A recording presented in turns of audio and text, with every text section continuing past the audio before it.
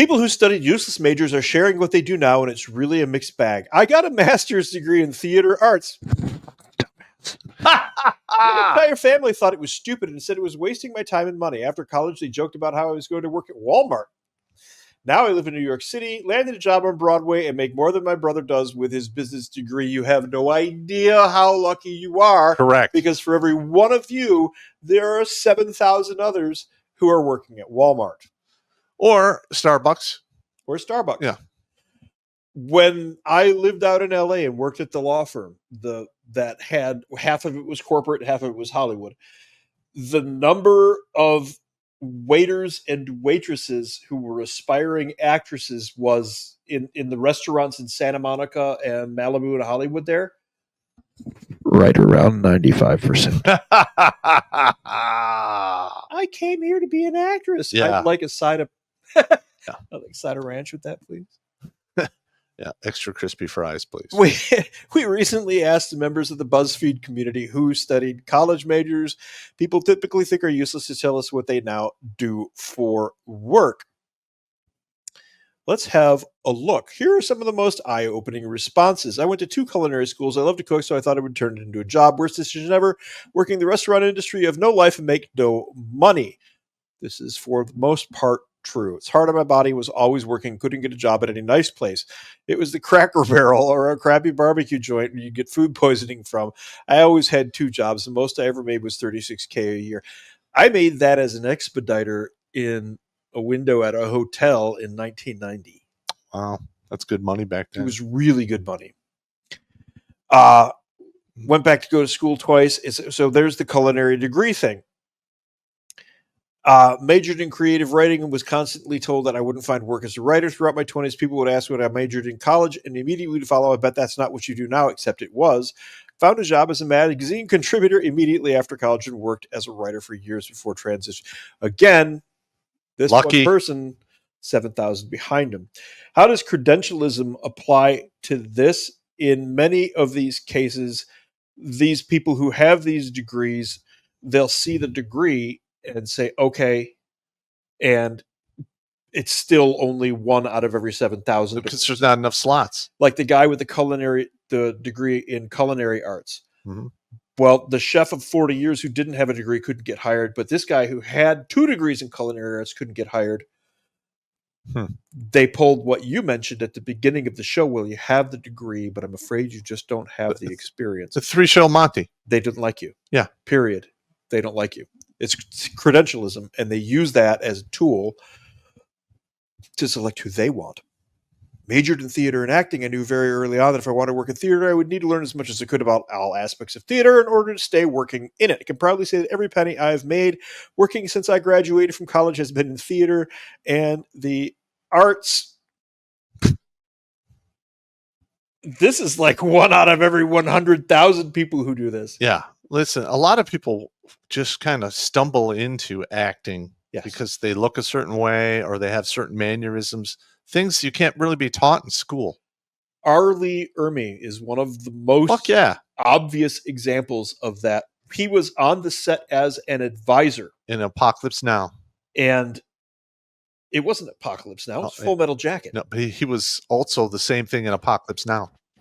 Really? Yeah, he's a chopper pilot in Apocalypse Now. The one that got him hired, though, was Full Metal Jacket. Yep.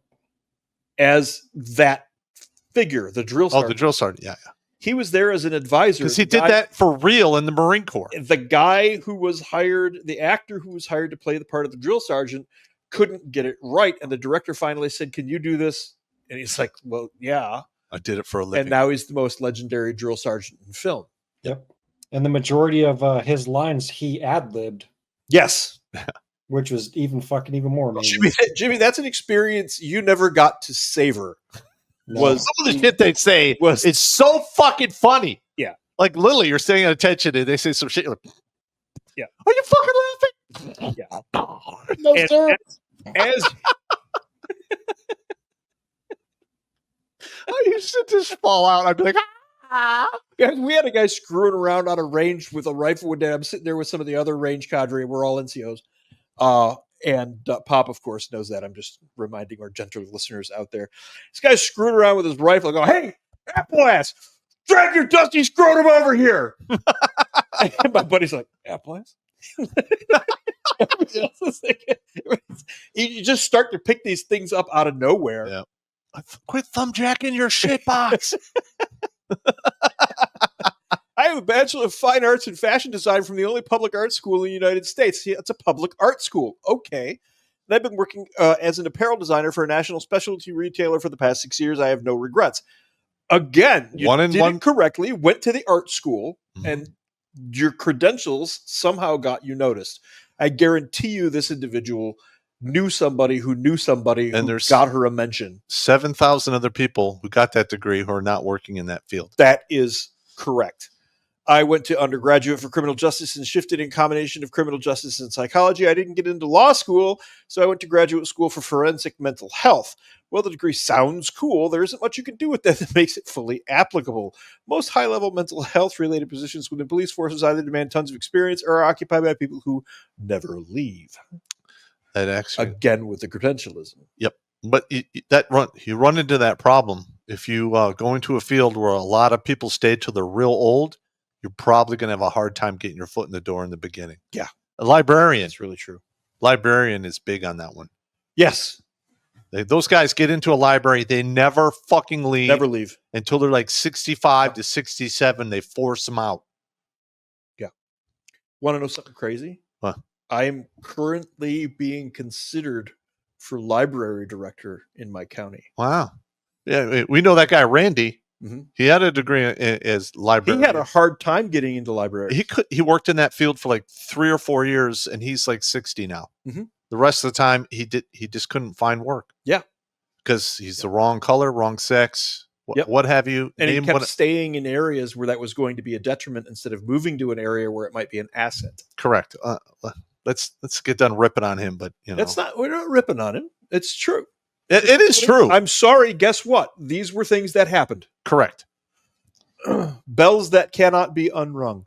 So overall, is college worth it? Consider these factors before enrolling. It really depends these days. Most of it, again, is credentialism, which is what we've been talking about all night. Now, for decades in the U.S., 4-year degree was seen as a ticket to a better life associated with higher wages, better health, and access to home ownership, to name a few benefits, but rising costs, student debt, changing job requirements in some industries, new higher education alternatives have altered the equation, leaving many high schoolers and their parents wondering whether college is worth it. I don't think it is anymore. It's not worth it anymore. All right. It's very common for people to get out of with a 4-year degree with some bullshit fucking, subject matter. They will never find a job. They're saddled with debt. And guess what? Once that debt gets over $30,000, it's the equivalent of a second mortgage on your life. Yes. And there's a lot of people out there who are now in their 60s who have never been able to pay off their college debt from back in the day. Yep. Don't be that motherfucker. Yep. Don't be that guy. Watch Grunt Speak live every Tuesday and Thursday at 8 p.m. Eastern. And if you want to join Pop for Supporters Sundays, go to redonkulous.com/donate and make a monthly pledge. A link is in the Meat Gazer box.